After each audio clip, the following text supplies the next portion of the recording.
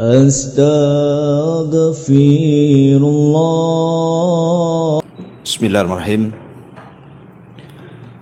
Assalamualaikum warahmatullahi wabarakatuh.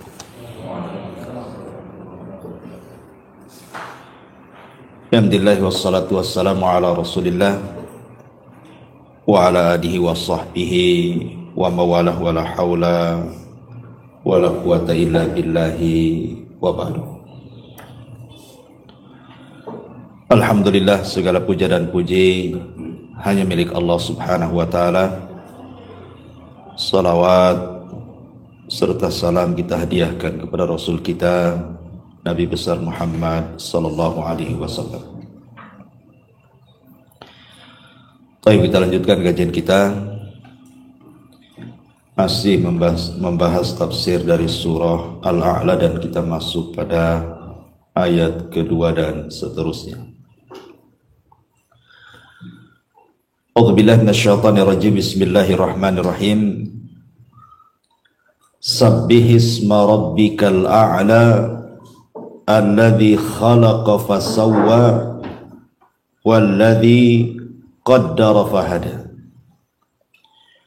walladzi akhrajal mar'a faja'alahu ghusaa'an ahwa.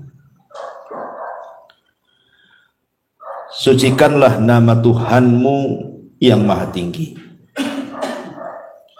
yang menciptakan lalu menyempurnakan ciptaannya,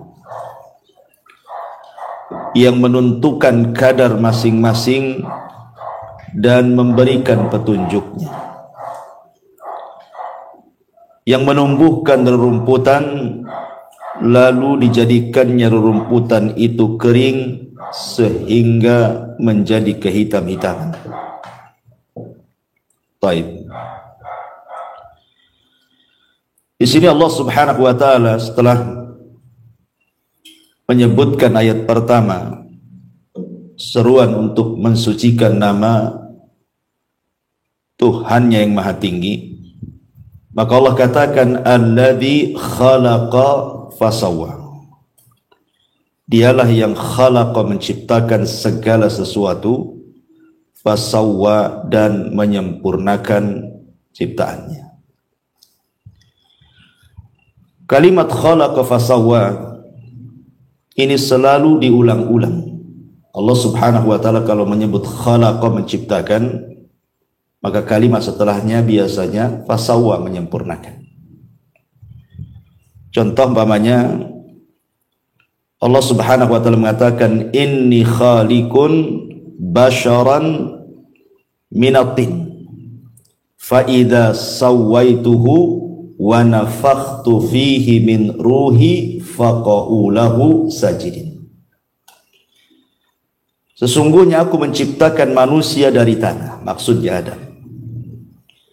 Maka apabila aku menyempurnakannya, maka aku tiupkan ruhku kepadanya, maka bersegeralah kalian wahai para malaikat sujud kepada Adam. Di sini Allah katakan inni khaliq, saya menciptakan. Setelah itu Allah katakan sawaituhu, dan aku menyempurnakannya. Ataupun dalam surah Al-Kahfi ayat 37 Allah mengatakan akafarta billadzi khalaqaka min turabin thumma min nutfatin thumma sawwaka rajula. Apakah engkau akan kufur dengan zat yang telah menciptakan kamu dari tanah, kemudian dari setetes sperma, thumma sawwaka, kemudian Allah sempurnakan dirimu menjadi manusia. Di sini ada kalimat khalaqaka, setelahnya sawwaka. Sama juga di sini alladzi khalaqa fasawwa. Lalu apa makna khalaqa fasawwa? Qaddara fahada. Ini yang kita akan bahas sedikit di malam hari ini. Ma'asyiral muslimin yang dimuliakan Allah Subhanahu wa taala. Di dalam surah Al-Hasyr ayat 24 Allah Subhanahu wa taala berfirman, "Huwallahul khaliqu Al-Bari'u Al-Musawwiru lahul Asma'ul Husna. Dialah Allah Al-Khaliq yang menciptakan. Al-Bari menyelesaikan ciptaannya. Al-Musawwir yang membentuk. Artinya 3 nama Allah Subhanahu wa ta'ala ini proses pembuatan manusia dalam janin. Al-Khaliq, Al-Bari, Al-Musawwir. Ini 3 nama Allah menjelaskan tentang proses penciptaan manusia dalam janin. Dan kita tahu bahwa di antara kuasa Allah Subhanahu wa ta'ala, ikhwan, Allah Subhanahu wa ta'ala ketika menciptakan manusia itu dalam proses, tidak sekali ciptaan. Allah mengatakan wallahu khalaqakum atwarah. Dan Allah Subhanahu wa ta'ala menciptakan kalian itu dalam tingkatan kejadian. Artinya bukan dalam satu kejadian saja. Dari ciptaan ke ciptaan, dari ciptaan ke ciptaan, dan begitu seterusnya. Barulah kemudian menjadi manusia. Kita lihat dalam hadis Abdullah ibn Mas'ud radhiyallahu an, ketika Nabi SAW menjelaskan tentang proses penciptaan manusia. Kata Nabi SAW bahwa manusia itu dikumpulkan selama 40 hari dari segumpal air mani. Kemudian 40 hari berikutnya berubah menjadi segumpal darah. Kemudian 40 hari berikutnya menjadi segumpal daging. Baru setelah itu diutus malaikat dan ditiupkan ruh kepadanya, seraya dicatat rizkinya, amalnya, ajalnya, bahagia dan celakanya. Begitu dalam hadis Abdullah ibn Mas'ud radhiyallahu anhu. Artinya bahwa Allah menciptakan manusia itu dalam penciptaan ke penciptaan. Pertama Allah ciptakan segumpal sperma dulu. Sperma laki-laki yang masuk kepada rahim perempuan ini jumlahnya jutaan, ikhwan. Begitu kan, sampai 20 sampai 300 juta. Tapi yang satu saja kan yang jadi. Jadi dari sekitar 300 juta itu yang jadi cuma satu. Kalau yang satu ini jadi, maka yang lainnya mati dan akan menjadi makanannya. Artinya bahwa kalau seandainya Allah takdirkan nih yang 300 juta itu hidup semua jadi manusia, kira-kira Batam ini cukup nggak? Seandainya setiap satu orang ketika mengeluarkan sperma itu membuahi 300 juta per orang kali penduduk Batam ini, kira-kira cukup nggak Batam ini? Nggak akan cukup. Oke, dengan Tanjung Pinang, Sak Kepri nggak akan cukup. Artinya bahwa ketika Allah Subhanahu wa ta'ala kemudian mengeluarkan sampai 300 juta itu, yang jadi cuma satu, yaitu antum. Ini nikmat Allah Subhanahu wa ta'ala. Berarti antum dipilih dari 300 juta itu. Nikmat kan itu ya, nikmat. Rupanya kita pula yang dipilih dari 300 juta itu. Lah, ketika Allah Subhanahu wa ta'ala sudah memilih kita, penciptaan yang pertama dalam bentuk sperma dulu. Ini penciptaan pertama, atwar pertama. Kemudian taur yang kedua, atwar yang kedua, 40 hari berikutnya baru segumpal daging, darah dulu. Setelah itu Allah ciptakan lagi dari segumpal darah menjadi segumpal daging. Lihat, dari ciptaan ke ciptaan, dari ciptaan ke ciptaan. Itulah yang Allah katakan wallahu khalaqakum atwara. Dan Allah ciptakan kalian itu bukan dalam tingkatan kejadian satu kali saja, tapi bertingkat-tingkat. Dan ini kuasa Allah Subhanahu wa ta'ala. Walaupun dalam hadis Abdullah ibn Mas'ud itu menjadi khilaf kapan ruh itu ditiup kepada janin. Karena biasanya janin itu di umur 40 hari saja sudah ada gerakan. Sudah ada gerakan tuh. Tanyalah ke istri antum yang hamil. Sudah ada gerakan tuh. Kalau pamannya kita datang ke dokter kan itu ya, nanti di USG kan ada gerakan. Apakah gerakan ini maknanya ruh yang ditiupkan pada 40 hari pertama? ataukah ruh itu ditiupkan setelah 4 bulan, artinya 40 hari ketiga.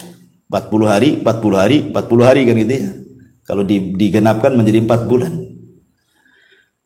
Ada yang mengatakan bahwa di 40 hari pertama itulah ruh ditiupkan.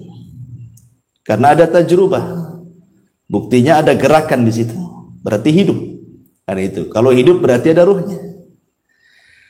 Tapi ada yang mengatakan bahwa tidak, ruh itu ditiupkan oleh Allah Subhanahu wa taala lewat malaikat yang menjaga rahim itu ketika bayi berusia 44 bulan atau 40 yang ketiga. Berdasarkan dohir hadis. Ya kan? Dohir hadisnya kan begitu. 40 pertama segumpal mani, 40 hari kedua segumpal darah, 40 hari ketiga segumpal daging, baru ditiupkan roh. Nah, berarti setelah 4 bulan baru tiupkan roh. Dan ini yang banyak dikuatkan oleh jumhur mayoritas para ulama. Jadi roh ditiupkan itu ketika janin berusia 4 bulan. Dari sini berlaku hukum-hukum fikih nantinya. Ya, seperti umpamanya kalau kegugurannya sebelum 4 bulan berarti bukan keguguran manusia. Ya, keguguran daging gitu saja. Tidak perlu dimandikan, tidak perlu dikafankan, tidak perlu disolatkan, tidak pula dikuburkan di kuburan kaum muslimin karena belum jadi orang. Ya. Tapi kalau kegugurannya setelah itu lain lagi ceritanya, sudah jadi orang kan gitu ya. Termasuk juga darah yang keluar. Kalau wanita keguguran di bawah 4 bulan berarti darahnya bukan darah haid. Dia masih harus sholat. Ya, harus sholat. Itu dianggap istihadah. Tapi kalau kegugurannya setelah 4 bulan berarti kalau keluar darah itu dianggap nifas. Ya, berarti dilarang sholat. Nah, jadi harus dibedakan tuh. Terlahir hukum-hukum fikihnya. Itu kita tidak bahas. Ya. Intinya bahwa di sini Allah Subhanahu wa taala berfirman, "Wallahu khalaqakum atwara." Dialah Allah yang menciptakan kalian dalam tingkatan-tingkatan kejadian.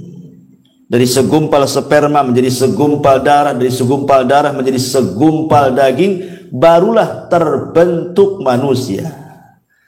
Itulah musawwir namanya. Allah membentuk. Ada kepalanya, ada kakinya, ada tangannya. Baru setelah selesai dari penciptaan sempurnalah bentuk manusia. Itulah makna al-bari. Ya, bari itu kalau ada dalam bahasa Arab, kalau orang sakit kemudian sembuh, itu disebut bari'ah, dia telah sembuh. Gitu ya. Artinya kalau dalam penciptaan berarti sudah selesai penciptaannya, sudah terbentuk manusia. Makanya 3 nama Allah ini, Al-Khaliqul Bari'ul Musawwir, ini kejadiannya semua di alam rahim. Baru kemudian setelah keluar ke alam dunia, inilah yang disebut dengan fasau taswiyah namanya. Allah katakan di sini alladzi khalaqa fasawwah. Nah, baru kemudian terjadi taswiyah, penyempurnaan. Apa yang dimaksud taswiyah di sini, ikhwan? Ini kan arti secara bahasa saja, taswiyah gitu ya. Di sini diartikan lalu menyempurnakan ciptaannya. Lalu apa makna sawwa di sini atau taswiyah di sini? Untuk memudahkan sebuah definisi, saya akan buatkan contoh saja biar antum paham. Kalau antum punya mobil, antum bangun rumah, antum punya mobil, otomatis mobil itu harus ada garasinya. Kemudian antum buat garasi lebih kecil dibandingkan mobilnya. Kemudian mobilnya antum paksa ke garasi, hancur nggak rumah tuh? Hancur. Berarti garasi itu tidak taswiyah namanya, tidak seimbang dengan mobilnya. Harusnya kalau buat garasi kan harus lebih besar dibandingkan mobilnya. Mobilnya masuk, itulah baru taswiyah. Ya. Jadi para ulama mengatakan, jadi makna taswiyah itu ayyakuna syai' ala qadri hajatihi. Hendaklah sesuatu itu direncanakan sesuai dengan hajat kebutuhannya. Itu disebut taswiyah. Jadi kalau seandainya memasukkan antum buat pintu rumah untuk antum masuk, oh enggak mungkin lah pintu itu lebih kecil dibandingkan orangnya kan, itu harus lebih besar. Ketika kemudian pintu itu sudah pas dengan badan kita, dilonggarkan sedikit, berarti pintu itu sudah taswiyah dalam bahasa Arab, sudah sawah, sudah sempurna, orang bisa masuk keluar. Lah manusia ketika keluar dari janin itu, ikhwan, lihat bagaimana Allah Subhanahu wa taala menyempurnakan ciptaannya. Kita lihat bagaimana Allah Subhanahu wa taala samakan antara kedua tangan si bayi itu. Sama antara tangan kiri dengan tangan kanan. Panjangnya sama, jumlah jarinya sama. Tidak ada yang beda. Kemudian kakinya juga sama kan itu. Jumlah kakinya 2, panjangnya 2, jarinya juga sama, kukunya pun sama. Itu disebut taswiyah namanya, penyempurnaan. Begitu juga kedua matanya. Maksudnya kita bicara bayi sehat ya. Jangan pula bicara tentang bayi sakit ya. Bayi cacat itu kan keluar daripada keumuman bayi, karena umumnya bayi keluar sehat. Kedua matanya sama, kedua bahunya sama, tidak singsul sebelah gitu ya. Dan begitu seterusnya. Itu makna daripada sawwah namanya ya. Alladzi khalaqa fasawwah. Allah seimbangkan. Allah seimbangkan dengan hajatnya manusia tuh. Ma'asyiral muslimin yang dimuliakan Allah Azza wa Jalla. Baik kita rinci coba. Allah mengatakan dalam Al-Qur'an, wa fi anfusikum afala tubsirun. Dalam diri kalian itu ada tanda-tanda kuasa Allah dalam bentuk taswiyah Allah ketika menciptakan manusia. Allah buat sempurna, seimbang manusia itu untuk kemaslahatan kita semuanya. Kita lihat saja. Mungkin Pak Jul ya orang kesehatan kan paham. Kalau kaki saja itu tidak sama panjangnya, berarti ada masalah tuh. Ya, maka harus dikeretek abal-abal apa namanya, supaya sama kan. Kalau tidak sama kan berarti badan ini ada masalah. Ya ada masalah. Kalau tidak sama panjangnya itu ada masalah dengan badan dia. Kenapa? Karena Allah menciptakan manusia itu taswiyah. Kalau ada panjang sedikit, masalah tuh dengan badan dia. Karena Allah tidak menciptakan seperti itu. Berarti orang ini harus dibenerin tuh. Lah ini kuasa siapa? Kuasa Allah. Allah Subhanahu wa taala menciptakan manusia itu dalam kondisi betul-betul sehat. Dialah yang membuat sakit. Tapi ketika Allah menciptakan manusia tidak seperti itu, semua sama. Dan itu kuasa Allah Subhanahu wa taala. Kemudian letak-letaknya juga luar biasa. Kenapa kemudian mata lebih tinggi dibandingkan hidung? Kemudian hidung lebih tinggi dibandingkan mulut, coba. Apa hikmahnya? Ada bisa bayangkan kalau mata lebih rendah dibandingkan mulut, mulut di atas, mata pula ganti mulut. Kira-kira bentuknya kayak apa? Ya. Karena dalam wajah itu kan ada 3 pengetahuan. Pertama, ilmu tentang warna dan bentuk. Ilmu tentang warna dan bentuk, dan itu hanya ada pada pandangan yang bisa melihat warna, pandangan yang bisa melihat bentuk, dan ketika memandang harus tinggi supaya kelihatan. Ya, kalau mata di bawah nggak nampak tuh, makanya diletakkan di ketinggian kan, karena fungsinya memandang warna-warna, memandang bentuk-bentuk tuh. Kemudian yang kedua ada namanya ilmu penciuman. Setelah pandangan, tentu penciuman dulu. Dan itu hanya bisa dilakukan oleh hidung, maka diletakkan hidung. Baru di bawahnya ilmu at-ta'mi. Ilmu at-ta'mi itu merasakan sesuatu. Manisnya, pahitnya, dan begitu seterusnya. Makanya Allah letakkan betul-betul sesuai dengan letaknya. Mata di sini, hidung di sini, kemudian mulut di sini. Kemudian bentuknya coba kelopak mata ini, ikhwan. Ini kan tipis ya. Kelopak mata kita ini tipis. Tapi bibir kita ini tebal. Kita balik seandainya. Yang tipis di sini, yang tebal pula di sini. Kira-kira antum bisa berkedip? Kalau seandainya di kelopak mata itu setebal bibir, gak bisa antum berkedip. Makanya Allah Subhanahu wa taala buat tipis tuh di sini kelopak mata itu, kulitnya. Dan bibir ini dibuat tebal supaya bisa bicara. Begitulah Allah Subhanahu wa taala betul-betul gitu ya, taswiyah itu mensejajarkan.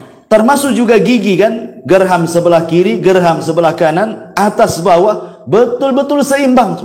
Coba kalau seandainya yang atas besar, sebelah kanan, sebelah kiri kecil, macam mana kita mau ngunyah? Tidak bisa. Ya. Jadi ini kuasa semua, kuasa Allah Subhanahu wa taala yang memang Allah Subhanahu wa taala sudah buat sedemikian rupa. Makanya Allah mengatakan laqad khalaqnal insana fi ahsani taqwim. Sungguh manusia itu dibentuk dengan sedemikian rupa. Ya, luar biasa. Seperti namanya, kenapa tangan ini agak kering, basahnya sedikit gitu ya. Kaki lebih kering lagi, basahnya lebih sedikit lagi. Tapi kalau muka biasanya kan berminyak, basahnya lebih banyak kan itu ya. Nah, ini kan juga ada rahasianya. Karena memang kaki ini tempat berpijak. Ya otomatis juga harus ada minyak-minyak sedikit lah berkilo-kilo kan gitu. Jadi memang sudah diatur oleh Allah Subhanahu wa taala. Ini baru yang zahir ya dalam badan kita saja. Sudah sedemikian rupa ciptaan Allah Subhanahu wa taala. Allah letakkan luar biasa. Ya, telinga juga tidak besar separuh, ya sama seimbang. Mendengarnya pun subhanallah. Ketika kita mendengar loh, telinga kanan, telinga kiri, jangan cerita telinga sakit ya, telinga sehat ya. Itu sama saja. Tidak mungkin orang memanggil gitu ya, kata kanan itu manggil mau ngasih duit gitu ya. Kata telinga bukan, itu debt collector. Tidak mungkin juga kan. Artinya kan tidak mungkin berselisih pandangan itu. Pandangan mata juga nggak berselisih. Tetapi dalam anggota badan tidak semua harus berpasangan. Seperti hati kan sendiri dia. Hati itu sendiri. Kenapa? Karena hati itu adalah raja. Dalam anggota badan kita itu harus ada rajanya. Hati kita itulah rajanya. Sebab kalau seandainya hati ada dua, masalah. Ya, kata hati pertama, langkahkan kaki kiri. Kata hati yang kedua, mundurkan kaki kanan. Kapan mau maju kan? Yang satu minta mundur, yang satu minta maju kan tidak bisa juga. Begitulah Allah Subhanahu wa taala letakkan setiap manusia itu ada pimpinannya. Hati kita itulah. Makanya Imam Abdul Qayyim mengatakan, al-qalbu kal malik. Oh, hati itu seperti raja. Anggota badan ini hanya ngikut saja. Ma'asyiral muslimin yang dimuliakan Allah Subhanahu wa taala. Kemudian Allah mengatakan di sini alladzi khalaqa fasawwa. Dialah yang telah menciptakan dan menyempurnakan ciptaannya. Kemudian Allah mengatakan walladzi qaddara fahada. Apa makna qaddara fahada? Di sini diartikan yang menentukan kadar masing-masing dan memberikan petunjuk. Ada yang mengatakan bahwa walladzi qaddara, setelah Allah Subhanahu wa taala mengatakan khalaqa, menciptakan manusia di perut ibu kita, kemudian menyempurnakannya. Kemudian Allah Subhanahu wa taala qaddar. Qaddar itu artinya qaddara makhrajal khuruj. Qaddara makhrajal khuruj. Jadi Allah Subhanahu wa taala takdirkan bahwa janin ini sudah diletakkan di mana dia letak, keluar dari rahim seorang ibu. Allah tidak keluarkan dari mulut seorang wanita. Allah juga tidak mengeluarkan dia dari lubang duburnya. Tapi Allah Subhanahu wa taala sudah mentakdirkan dia memang harus keluar dari situ. Ya, dari kubulnya. Dan itu maknanya qaddar. Kemudian fahada, setelah itu kemudian Allah berikan petunjuk untuk kehidupannya. Dia pun kemudian langsung mencari makanannya dari susu ibunya. Itu namanya qaddar fahada dalam satu penafsiran. Ada juga yang mengatakan bahwa qaddar di sini artinya qaddara rizqahu. Jadi setiap manusia itu sudah ditakdirkan rizkinya. Kemudian fahada, Allah kasih petunjuk bagaimana cara mencarinya. Dan ini penting ikhwan. Manusia ketika mencari rizki itu ada yang ekstrim kanan, ada yang ekstrim kiri. Yang ekstrim kanan, mereka menghabiskan semua waktunya hanya untuk mencari dunia, cari rizki saja. Otaknya itu duit saja. Itu yang pertama. Sehingga dia melupakan bahwa rizki itu sudah dicatat. sehebat apapun Anda mencari rezeki, tetap saja yang Anda dapatkan itu cuma seperti itu. Kan sudah ditentukan rezekinya. Nggak mungkin bertambah, ya nggak mungkin berkurang. Artinya bahwa kalau kita paham bahwa rezeki itu tidak mungkin bertambah, tidak mungkin berkurang, lah ngapain ngoyo-ngoyo gitu maksudnya. Pikiran kita ke uang terus gitu ya, malam siang seolah-olah tidak ada waktu kecuali duit saja. Padahal yang didapati pun sesuai dengan yang dicatat Allah saja. Ini ekstrim ini. Betul-betul dia hatinya hanya dunia saja. Dia tidak paham bahwa rizkinya sudah dicatat. Yang kedua pula ekstrim kiri ini, sama sekali dia bersandar kepada apa yang dicatat. Kan Allah sudah takdirkan rizki saya, duduk sajalah saya di rumah. Nah, ini ekstrim. Yang lain lagi, dahulu ada dua orang bersaudara, yang satu pula rajin kerja, yang satu pula malas kerja. Jadi yang rajin kerja ini mengatakan, "Kom, berdiri. Kalau engkau ingin makan, cari, berusaha, cari rezeki Allah Subhanahu wa taala." Kemudian kata saudaranya, "Tidak. Aku yakin rezekiku sudah dicatat, walaupun aku duduk di rumah." Kemudian saudaranya mengatakan, "Dasar orang gila," katanya. Pergi dia cari rezeki. Saudara yang pergi ini di tengah jalan, rupanya ada kebun orang. Kemudian ada pohon, batangnya pula keluar jalan. Di situ ada buah mangga. Ya.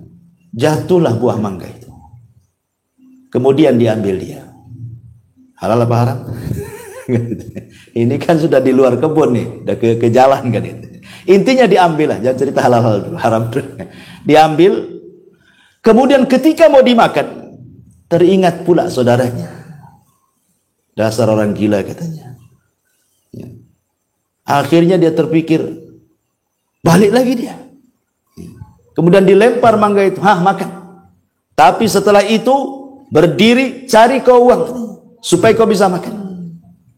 Kata dia, tunggu dulu, saya makan dulu. Ini rezeki saya kan. Lihat, aku duduk saja dapat rezeki gitu. Coba, duduk saja dapat rezeki. Lihat bagaimana Allah mencatat orang duduk dapat rezeki kan. Bagaimanapun caranya, walaupun itu dongkol saudaranya, tapi itu rizki dia sudah dicatat bahwa mangga itu milik dia. Walaupun caranya salah, tapi itu memang rizkinya sudah dicatat, dia makan mangga di situ. Artinya bahwa sehebat apapun manusia mengejar rizki itu, maka rizki akan segitu-gitu saja. Makanya dulu saya pernah ceritakan tentang kisah siapa? Ali bin Abi Thalib kan. Ketika ada seorang pengemis datang kepada Ali bin Abi Thalib, kemudian Ali menjanjikan akan diberikan beberapa dirham. Lupa pula Ali itu naruh uang di mana dia letakkan dirham-dirham itu. Akhirnya kelamaan jengkellah ini pengemis ini. Sebelum pergi mencuri pelana kudanya Ali. Pergi dia. Setelah pergi pencurinya, dapat pula dirham-dirham itu. Akhirnya keluar, rupanya sudah nggak ada itu yang mengemis itu. Tiba-tiba kemudian pembantunya Ali mengatakan bahwa lizamnya, pelana kudanya hilang dicuri orang. Ali mengatakan, ya sudah, kalau sudah dicuri orang mungkin dia rezekinya, ambillah uang dirham-dirham itu, kau belilah pelana yang baru ke pasar sana. Mudah-mudahan dapat harga 400. Dikasih uang 400 dirham. Ke pasar dia. Kemudian adalah orang yang jual pelana, ditawar, dapat pula 400. Pulang dia. Ketika Ali radhiyallahu anhu melihat pelananya, dia hafal itu pelana dia. Kata Ali, ini kan pelana kita yang dicuri tadi. Berarti kau beli dari pencuri itu katanya. Bagaimana sifatnya orang itu? Maka pembantu mengatakan begini orangnya, begitu langsung bertakbir Ali, Allahu Akbar katanya. Lihat, kalau seandainya dia mau sabar, menunggu aku mencari uang dirham-dirham ini, dia akan mendapatkan dengan cara halal. Tapi karena tidak bersabar, dia mendapatkannya dengan cara haram. Sama-sama 400. Ali janji mau ngasih 400. Tapi dengan cara halal kan? Memang Ali mau memberi dengan kerelaannya. Nah, sekarang dia dapat juga 400 tapi dengan cara hasil mencuri kan. Artinya rizki itu nggak akan kemana, tetap segitu-gitu juga gitu maksudnya. Anda mau cari dengan cara halal, Anda mau cari dengan cara haram, tetap segitu. Lalu buat apa berdusta untuk mencari rizki? Coba, buat apa kemudian orang menipu untuk mencari rizki? Toh juga ujung-ujungnya juga segitu, tidak lebih dari yang dicatat oleh Allah Subhanahu wa Ta'ala. Nah, dari sini maka artinya qaddara rizqahu fahadalahu tariqar rizki. Artinya qaddara di sini artinya Allah takdirkan rizkinya dan Allah Subhanahu wa Ta'ala berikan petunjuk bagaimana cara mencarinya. Bagaimana cara mencarinya? Rizki Allah itu banyak, ikhwan. Di mana-mana, hanya orang malas saja yang kemudian merasa sulit untuk mendapatkan rizki. Sampai begini, ikhwan. Ada satu kisah. Ada seorang bahasa namanya Al-Imam Al-Asma'i rahimahullahu ta'ala. Dia hidup di masa kerajaan Abbasiyah. Jadi Al-Asma'i ini suatu ketika dia safar. Karena Al-Asma'i itu kan memang suka safar, belajar dari mana-mana negeri. Begitulah, zaman dulu kan rihlahnya para ulama kan seperti itu. Dari negeri ke negeri cari ulama belajar gitu. Jadi suatu ketika Al-Asma'i ini ketika berjalan di padang pasir, jumpa pula dengan Arab Badui. Arab Badui, orang bodoh. Tetapi masih fitrah hatinya. Jadi ketika kemudian Arab Badui ini bertanya, siapa kamu? Saya Al-Asma'i dari suku Asma. Oh, Anda Al-Asma'i, dari mana kau datang? Dia mengatakan dari negeri yang di situ dibacakan kalam-kalam Allah. Arab Badui ini bingung. Karena tidak pernah mendengar Al-Quran, tidak pernah juga melihat Al-Quran seperti apa, tidak pernah membaca Quran, sama sekali tidak tahu Quran. Sehingga dia tanya, apakah Allah Subhanahu wa Ta'ala punya kalam?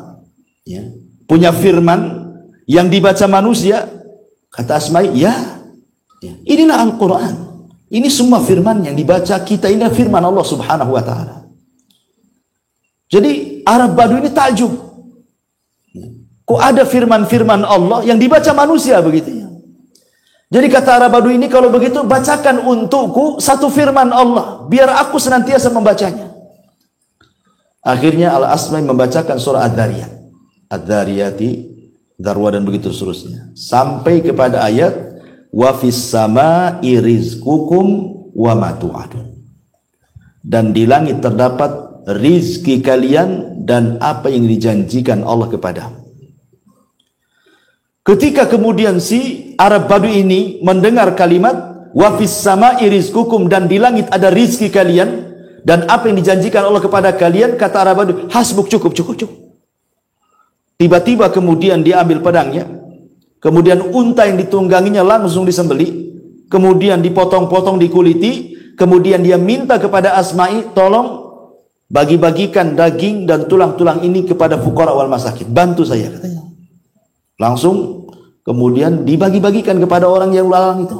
Akhirnya habis. Setelah habis daging untanya, dia patahkan pedangnya, kemudian dikubur. Kemudian sambil berjalan dia membaca wa fis sama'i rizqukum wa ma tu'adun, wa fis sama'i rizqukum wa ma tu'adun, sampai pergi. Dia baca terus ayat ini. Al-Asma'i ketika melihat hal ini takjub dia. Dia mengatakan, demi Allah, aku sudah 30 tahun lebih sering lewat dengan ayat ini, wa fis sama'i rizqukum wa ma tu'adun, tetapi tidak punya pengaruh seperti pengaruhnya Arab Badui ini, katanya. Dia baru baca satu kali Al-Quran, tidak pernah kenal Al-Quran. Itulah Al-Quran yang pernah dibaca. Tapi dia begitu yakin bahwa di langit itu ada rizki baginya dan apa yang dijanjikan Allah kepadanya. Sampai dia sembelih itu, dia bagi-bagikan. Karena dia tidak takut bahwa rizkinya Allah tanggung. Itu maksudnya. Akhirnya beberapa tahun kemudian, Al-Asma'i ini diajak haji oleh Khalifah Harun Ar-Rasyid rahimahullahu ta'ala. Setelah 2 tahun, 3 tahunan begitu. Berangkat dari negerinya menuju Mekah. Ketika di Mekah, dia mendengar ada orang membaca wa fis sama'i rizqukum wa ma tu'adun. Dia kenal dengan suara itu kan itu. Lah, kok ada di sini dia, katanya. Orang Badui ini kok ada di sini? Pas didekati, betul orang itu adalah orang yang diajarkan Lafad wa fis sama'i rizqukum wa ma tu'adun, dan di langit itu ada rizki kalian dan apa yang Allah janjikan kepada kalian. Dipanggil Arab Badui ini.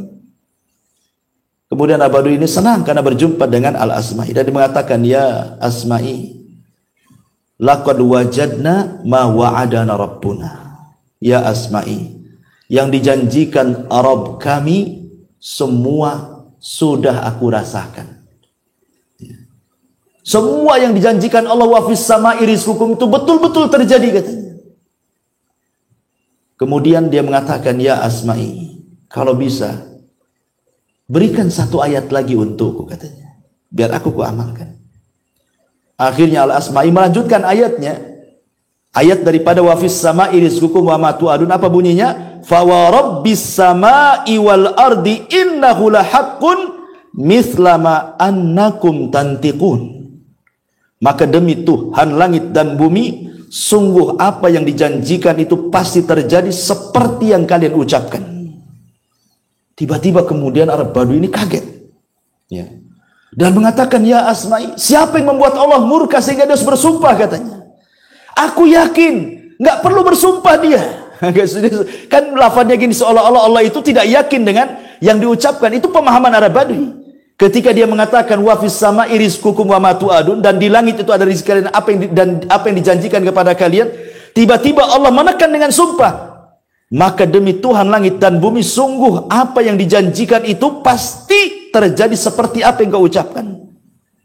Jadi seolah-olah khitabnya kepada Arab Badui, ya Asma'i, siapa yang membuat Allah murka sehingga harus bersumpah katanya? Aku yakin dengan itu, tidak perlu bersumpah Allah itu katanya. Akhirnya kemudian dia pun ketakutan kepada Allah. Disangkanya Allah murka kepadanya. Karena dalam ayat itu ada sumpah masalahnya. Ya. Seolah-olah Allah murka. Dia mengatakan, siapa yang membuat Allah murka gitu kan. Akhirnya dia pun terserang jantung. Dan mati seketika. Ya, ketika dia mengatakan seperti itu. Asma'i tertegun lagi. Masya Allah. Kok ada orang tidak pernah membaca Quran. Hanya mendengar sekali bacaan, tapi pengaruhnya luar biasa. Itu maksudnya. Keyakinan kepada wa fis sama'i rizqukum wa ma tu'adun, itu bahwa di langit ada rizki yang Allah Subhanahu wa taala akan anugerahkan kepada kalian dan apa yang Allah janjikan kepada kalian. Coba kalau kita pahami ayat ini, teman. Tidak mungkin orang itu kemudian stres dengan rizki. Nggak mungkin stres dengan rizki. Kenapa? Karena qaddara fahada. Allah sudah takdirkan kok rizki. Dan maknanya di langit itu ada rizki kalian karena memang Allah Subhanahu wa taala ada di ketinggian di langit. Dialah yang ngasih rizki kepada kita. Dan rizki Allah Subhanahu wa taala itu dulu pernah saya jelaskan ada dua kan. Ada yang disebut dengan rizkun nazil, ada yang disebut dengan rizkun sha'id namanya ya. Ada rizki yang disebut nazil, rizki yang Allah turunkan kepada kita. Ada yang sifatnya sha'id, rizki Allah itu kita naikkan ke atas langit. Jadi ada yang turun dari langit, ada yang kita naikkan ke langit. Adapun rizki yang turun, ya apa yang kita makan, apa yang kita minum, apa yang kita tempati, itu semua rizki yang Allah berikan dari langit. Adapun rizki yang kita naikkan ke langit, itulah amal-amal soleh kita. Kalau kita bangun masjid, nanti dibangun satu istana di sorga. Kalau kita membaca subhanallah bihamdihi, Allah satu tanam pokok kurma di sorga. Itulah amal soleh kita. Jadi rizki yang naik itu adalah rizki yang disimpan oleh kita, yang kelak kita rasakan kalau kita masuk sorga. Itu maksudnya. Atau lebih senangnya lagi mungkin bahasanya, rizki yang naik itu ada dalam masjid, rizki yang turun dari langit itu ada di luar masjid. Dahulu di zaman Rasul, ketika Nabi SAW melaksanakan sholat Jumat pertama, dan jumlahnya 40 orang, dari sini madhab Syafi'i mengatakan bahwa sholat Jumat itu harus 40 orang minimalnya. Karena pertama kali sholat Jumat itu jumlahnya 40. Di tengah-tengah Nabi SAW sedang khutbah Jumat, datang kafilah dagang ya dari Syam. Lah orang-orang ini yang sedang sholat, yang sedang mendengarkan khutbah bubar, separuhnya bubar. 20 orang keluar kemudian mengambil kafilah dagang karena takut dia tidak bisa beli, kehabisan dagangannya kan itu. Keluar deh 20 itu dari masjid. Ya. Dari sini juga kemudian ada mazhab yang mengatakan bahwa minimalnya sholat Jumat itu 20. Karena yang 20-nya keluar mengejar jualan tadi karena ada kafilah dagang dari Syam. Dari sinilah Allah Subhanahu wa taala turunkan ayat kan. Turunkan ayat surah Al-Jum'ah. Wa idza ra'au tijaratan aw lahwan infaddu ilaiha wa tarakuka qa'ima. Qul ma indallahi khairun minal lahwi wa minat tijarah wallahu khairu razikin. Dan apabila mereka melihat perdagangan atau permainan, mereka pun berpaling darinya. Dan mereka meninggalkan engkau wahai Muhammad dalam kondisi engkau berkhutbah berdiri. Ya. Katakan ya Muhammad kepada mereka bahwa yang di sisi Allah itu jauh lebih baik dibandingkan permainan perniagaan itu. Karena Allah sebaik-baik pemberi rizki. Lihat bagaimana Allah Subhanahu wa taala menegur di sini. Yang lari mengejar rizki di luar masjid, ya, tidak lebih baik dibandingkan orang yang tetap ikut sholat Jumat bersama Nabi, gitu maksudnya. Dari sini menunjukkan bahwa rizki yang naik jauh lebih baik dibandingkan rizki yang turun. Walaupun kenyataannya kalau saya tanya dengan jujur, antum milih rizki yang naik apa rizki yang turun? Nggak mungkin antum bilang rizki yang naik. Buktinya sudah sedekah bakhil. Pasti antum milih rizki yang turun kan? Karena itu yang nampak, mobilnya nampak, rumahnya nampak, uangnya nampak gitu ya. Maunya kita yang nampak-nampak saja. Adapun di sana di sorga itu kan macam cerita, ya, nggak yakin. Ya. Sehingga karena nggak yakin itu, walaupun antum nganggur ada masjid kerja bakti, tidak mau datang juga antum ke situ. Katanya rizki yang naik lebih antum utamakan dibandingkan rizki yang turun. Tapi kenyataan di lapangan tidak seperti itu. Itulah karena apa? Manusia sudah dikuasai dengan dunia. Dan yang lebih hebat lagi dari kuasa Allah, qaddara fahada.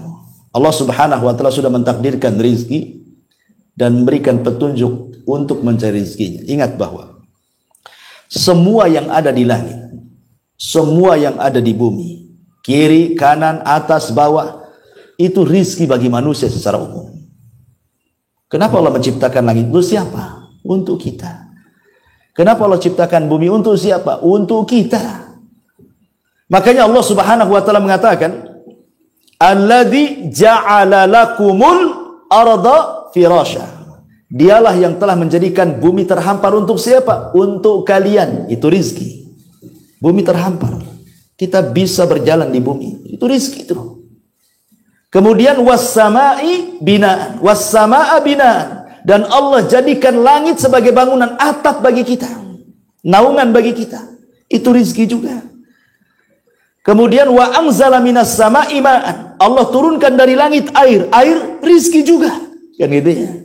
Fa akhraja bihi minats tsamarati, dan Allah keluarkan dari bumi itu buah-buahan. Rizqal lakum, itu semua rizki bagi kalian. Jadi Allah Subhanahu wa taala menciptakan makhluk ini semuanya rizki bagi kita sebenarnya.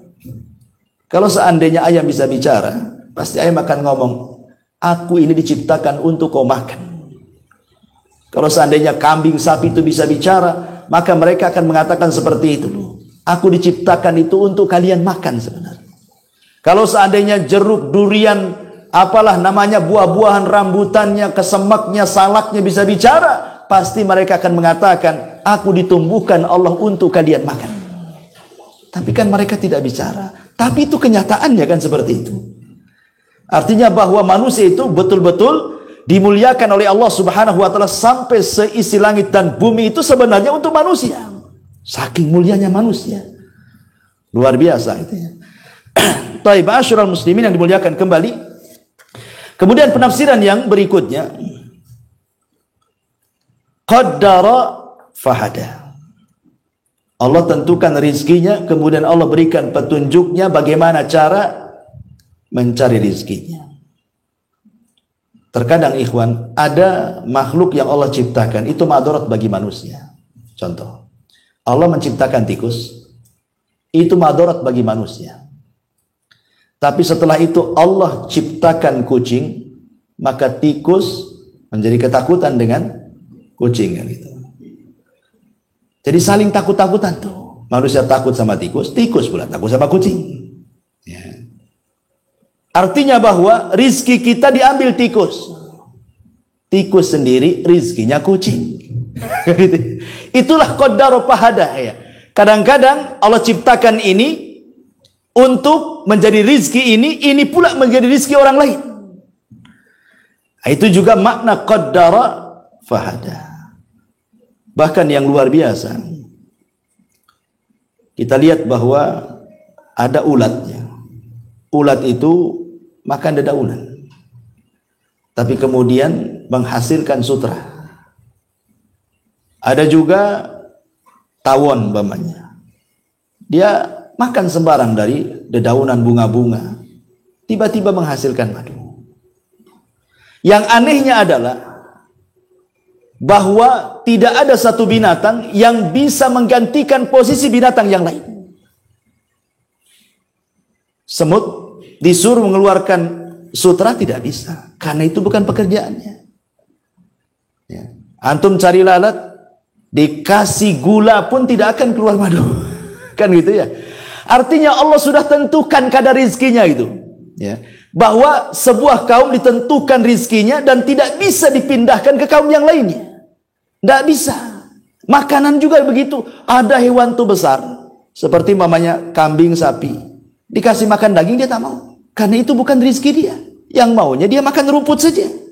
Harimau pula antum kasih rumput, yang nggak mau dia, karena itu bukan rizkinya, dia maunya daging kan gitu ya. Jadi semua kadar-kadar rizki itu sudah ditentukan oleh Allah. Ini siapa yang menciptakan makhluk dengan beragam rizki itu kalau bukan Allah? Di sini Allah mengatakan alladzi qaddara fahada. Ya. Ma'asyiral muslimin yang dimuliakan Allah Subhanahu wa taala. Ada juga ikhwatu fiddin muliakan Allah Azza wa Jalla.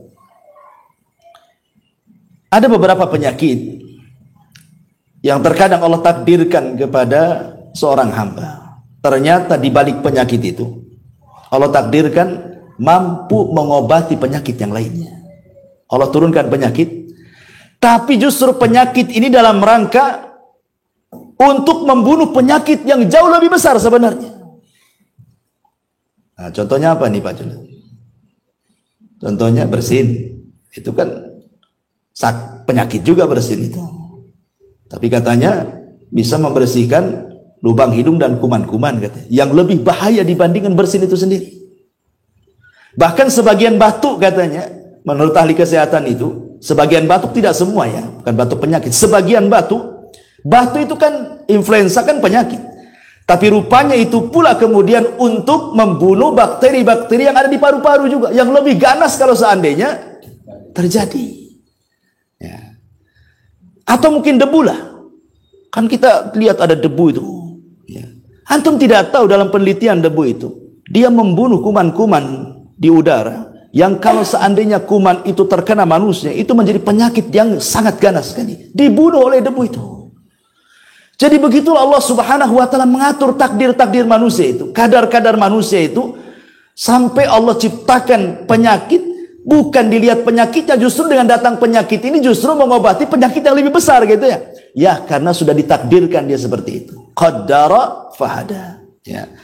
Ma'asyiral muslimin yang dimuliakan Allah Subhanahu wa taala. Kemudian di sini Allah Subhanahu wa taala mengatakan, "Walladzi qaddara fahada walladzi akhrajal mar'a." Dan yang menumbuhkan rerumputan, faja'alahu gutsaan ahwa, lalu dijadikannya rerumputan itu kering kemudian menghitam. Al-mar'a itu artinya rumput yang sudah siap jadi, siap makan. Karena Quran itu membahasakan dengan 3 bahasa, harthun, zar'un, mar'ah gitu ya. Harthun menanam, zar'un kemudian mulai menani, kemudian mar'ah itu sudah tumbuh. Itu bahasa Arabnya seperti itu. Harthun, zar'un, mar'ah. Lah mar'ah ini rerumputan, dedaunan dan yang semacamnya, ada yang memang hasil olah manusia. Seperti manusia tanam padi, tanam sayur gitu ya, bayam, kangkung dan yang semacamnya. Ada yang memang Allah Subhanahu wa taala tumbuhkan tanpa harus tenaga manusia. Dan dua-duanya bisa dimakan. Manusia juga makan rumput, ya bukan jenis rumput yang dimakan kambing tentunya ya. Maksud rumput di sini ya bayam gitu ya. Kangkung itu kan jenis-jenis rumputan juga, mar'ah dalam bahasa Arabnya. Ya. Dan subhanallah, kita lihat bahwa tidak semua binatang juga makan rumput. Tidak semua binatang makan rumput. Ya. Tetapi kebanyakan binatang-binatang yang dimakan manusia, mereka makan rumput. Kambing makan rumput. Ya. Sempat kambing kayak harimau, ikhwan. Apa nggak susah hidupan? Siapa yang mau ternak kambing? Coba sempat kambing atau yang lebih besar sapi makan daging kayak harimau. Nggak ada orang ternak sapi kan. Bagaimana Allah berikan nikmat buat binatang-binatang ternak yang hidup sehari-hari bersama manusia itu. Ada kemiripan makan dengan kita. Ya, supaya kita mudah. Ya, mudah makan dagingnya. Sempat dia kayak harimau. Nggak ada yang makan daging sapi ya kawan. Antum pun takut dimakan dia. Kan itu ya. Bagaimana Allah Subhanahu wa taala memberikan nikmat yang luar biasa. Ya. Ma'asyiral muslimin yang dimuliakan Allah Azza wa Jalla. Kemudian Allah mengatakan, "Walladzi akhrajal mar'a", dialah yang menumbuhkan mar'a. Dialah yang menumbuhkan segala sesuatu itu yang menumbuhkan Allah, ikhwan. Segala sesuatu yang menciptakan Allah. Dia khalaq. Tumbuh itu menumbuhkan karena ada seorang dokter, orang yang sudah titel doktor di Amerika sana. Ya. Kita tahu bahwa dia mau eksperimen soal menetaskan telur di sebuah kotak kemudian dikasih listrik dengan suhu sekian. Ya. Kita tahu bahwa lihat ayam ketika mengerami telur. Ayam ketika mengerami telur kan kadang-kadang dia ngerami, kadang-kadang dia pergi. Ya. Nanti dibalik tuh sama ayam tuh telur itu, nggak dalam satu posisi kan. Nanti dibalik. Karena bawah itu biasanya makanan untuk yang di atas, makanya dibalik-balik. Jadilah dia ayam. Sehingga kemudian sang dokter ini, dia coba kemudian membuat eksperimen. Dibuatlah kotak dengan suhu seperti ayam mengerami telurnya, suhunya sekian. Dibuat. Dia tidak paham kalau ayam itu membolak-balikan telur. Dia biarin aja seperti itu. Akhirnya sudah lama tak jadi-jadi. Semua busuk telurnya.